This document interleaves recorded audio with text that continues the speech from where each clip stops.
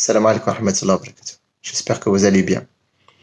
Comme chaque année, les musulmans du monde entier attendent le grand rendez-vous qui correspond aux 10 dernières nuits de Ramadan pour justement coïncider avec cette nuit bénie qui est Laylatul al-Qadr. Le prophète sallallahu alayhi wa sallam disait Faltamisuha fi ashr al-awakhir. Recherchez-la dans les 10 dernières nuits. Et il a spécifié dans un autre hadith, recherchez-la dans les nuits impaires.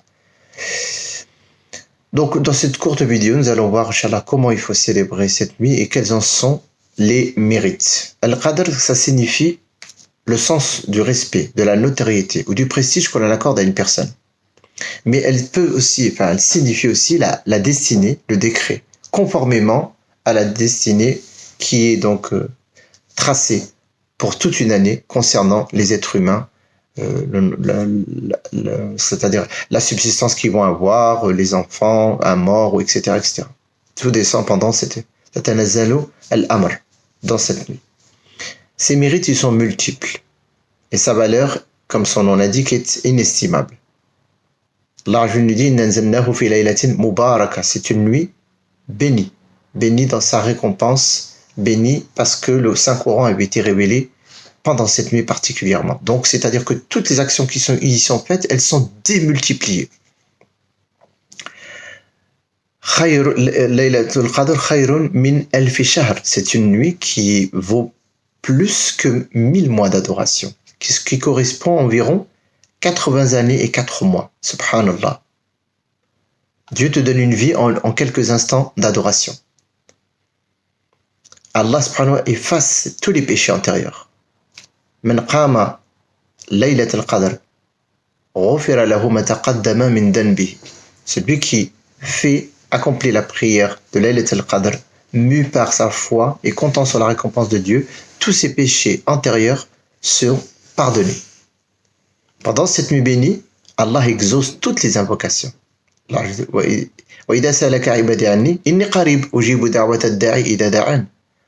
Mes serviteurs te questionnent à mon sujet, je suis proche, je réponds à l'invocation de celui qui m'invoque. Donc invoquer Allah. Et parmi les invocations que le prophète sallallahu nous a demandé de multiplier pendant cette nuit, elle est la suivante. Allahumma innaka afuun karim tuhibbul afwa fa'fu anna. Dedans, tu demandes l'absolution de tes péchés et tu demandes le pardon à ton Créateur.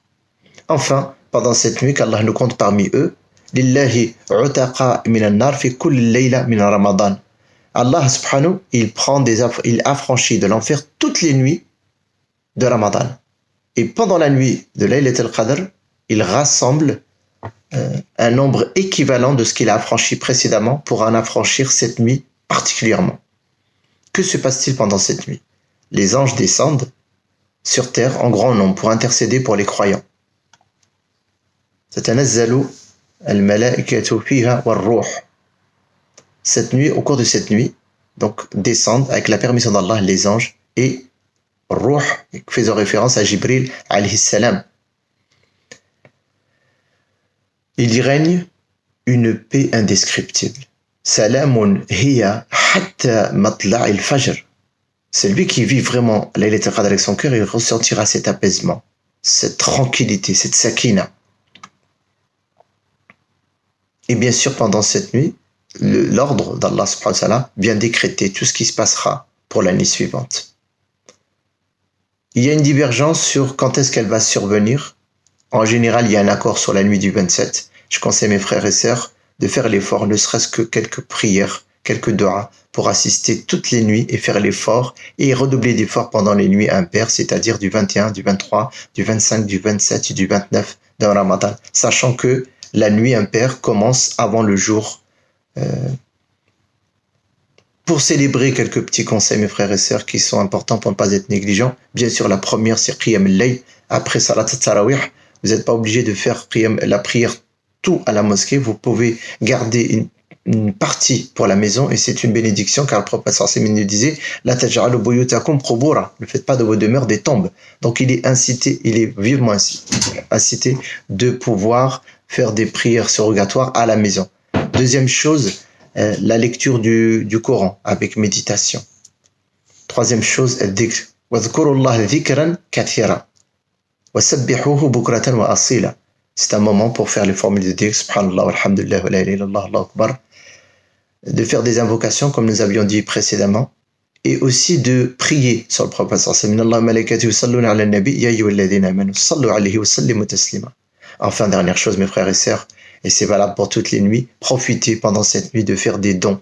Donnez dans la caisse de la mosquée, donnez à un nécessiteux. Faites que toutes ces nuits-là, vous ne la négligez pas, ne serait-ce que l'aumône de 5 euros ou d'1 euro si vous voulez, mais Allah va multiplier cette sadaqa. Profitez, subhanallah, de cette grande bénédiction qui vous est offerte et demandez dès maintenant à Allah dans votre rupture de jeûne ou dans vos qiyam al-layl ou après chaque prière dans vos invocations, vos sujoud. اللهم بلغنا ليلة القدر اللهم بلغنا ليلة القدر اللهم بلغنا ليلة القدر وصلى الله وسلم وبارك على سيدنا محمد وعلى آله وأصحابه أجمعين صلى الله وسلم وبارك على سيدنا محمد. Partagez, barakallahu fikum, assalamu alaikum wa rahmatullah.